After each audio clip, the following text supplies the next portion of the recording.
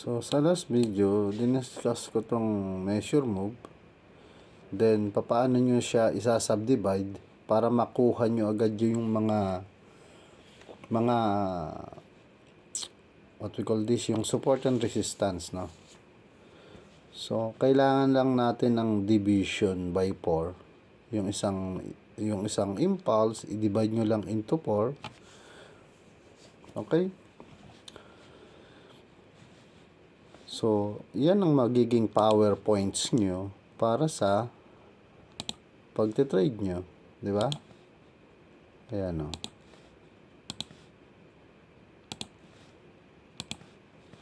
So, ma-determine nyo kung anong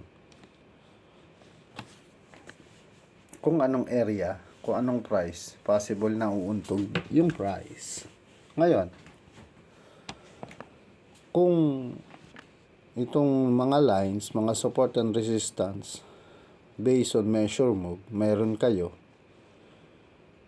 kung gagamitin natin ng square root, mas another confluence pa para tumiba yung conviction nyo kung saan papunta ang price. For example, 2956, ang square root niyan is 54, no? So, 54, gagawa tayo ng 54. Yan, 54.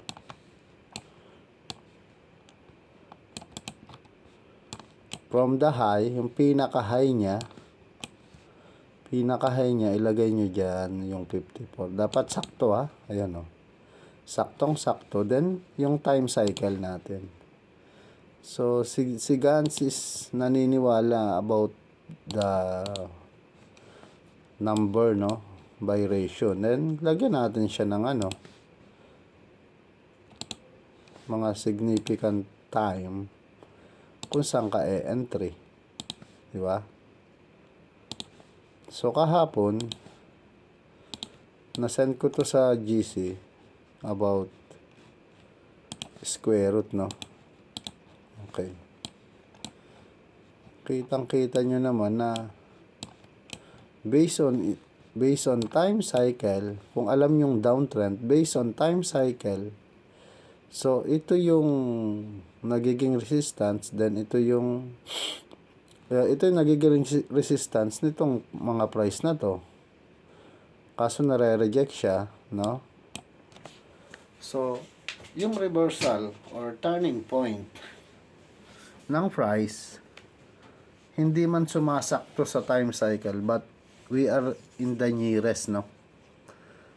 So, tatandaan nyo na kung ang isang price ay downtrend, so we are looking to sell, no? Any pullback, babanatan natin ng sell, no? So, ganyan ako mag-trade using square root, then yung yung measure move. Isa combination sila, no? Dalawa. Measure move and square root. Kasi same principle din yan ng gunbox. Is 1:1 na ratio, 1 unit of time and 1 unit of price. Same lang din siya. Ngayon, kung papartneran nyo ng stochastic is yan yung nagbibigay sa atin ng turning point, na? Kahit yan hindi scaled, yung chart nyo okay lang. Basta ganyan lang ang layout nyo, nakita nyo bumagsak siya dito. Then yung stochastic nyo dito, going up, then turning point. Ito, turning point na naman. Ito, sinasabi niya, turning point. Tingnan nyo yung stochastic nyo. Then, itong area na to, turning point na naman, di ba? So, ito yung, kailan ba nangyari? Yung kagabi.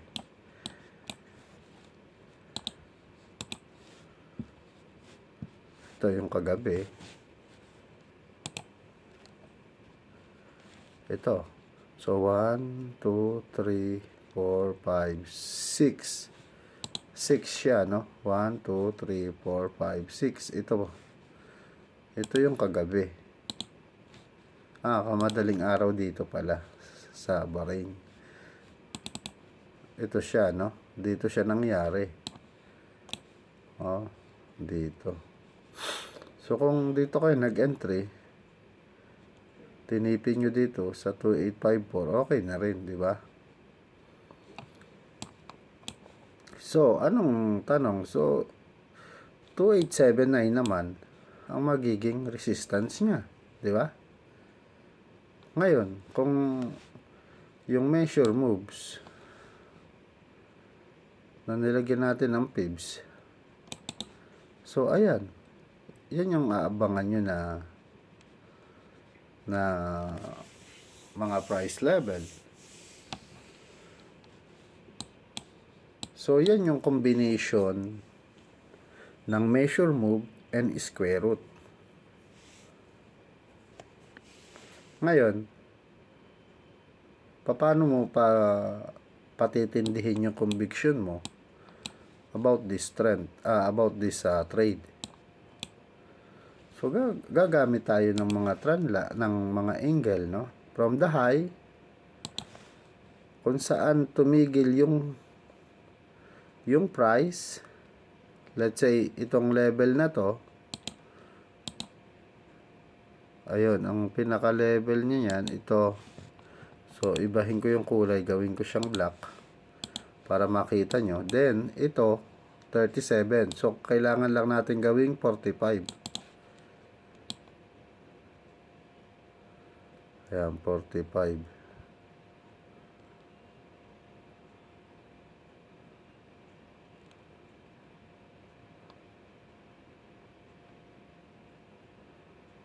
Ayan.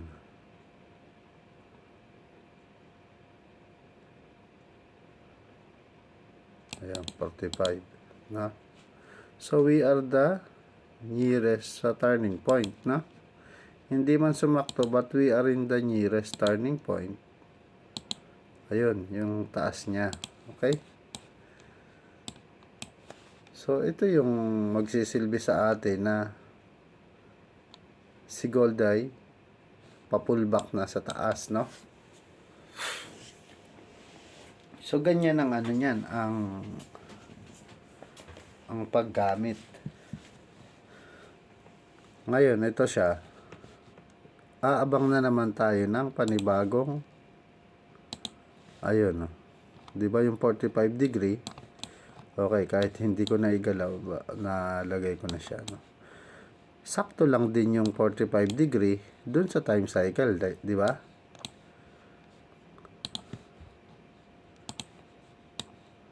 So, nilalagyan ko siya ng mga time cycle, yung vertical line, para kita ko na agad yung mga turning point na possible, no?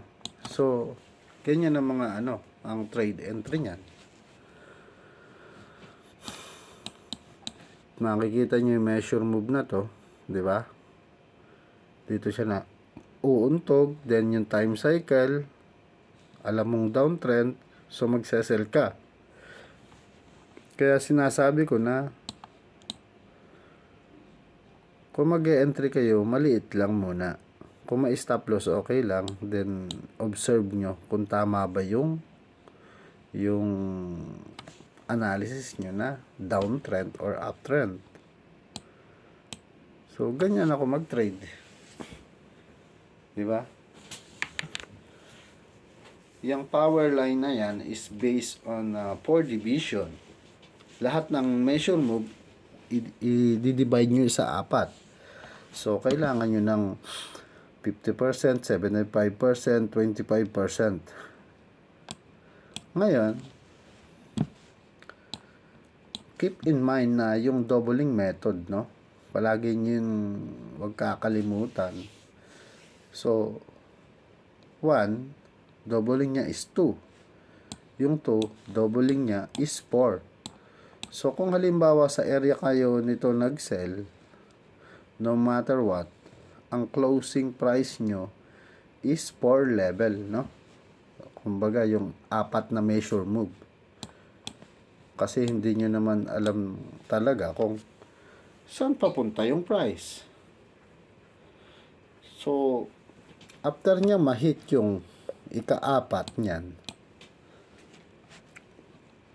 kasi we are doubling, no? Mahalaga yung doubling para kasi yung price and time ay equal. Kung bakit tayo nagdo-doubling, kasi dun sila nagme-met in doubling method yung price and time. So first measure move, second measure move, third measure move, fourth measure move. Hindi pwedeng pip, hindi pwedeng 6, no.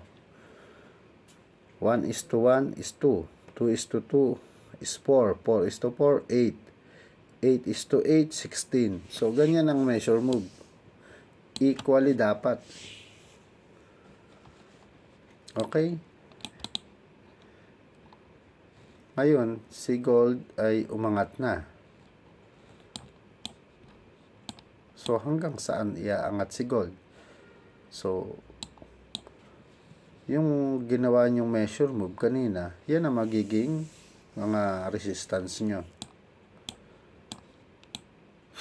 So, ganyan lang ang pag-trade nyan. Then, yung mga baguhan talaga, gamitan nyo ng itong stochastic. Let's say ito, makita nyo, no, na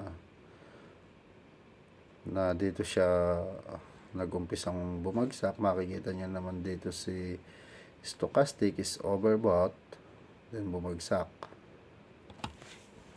Okay? So, ganyan lang ang niyan, ang concept. Napakasimple.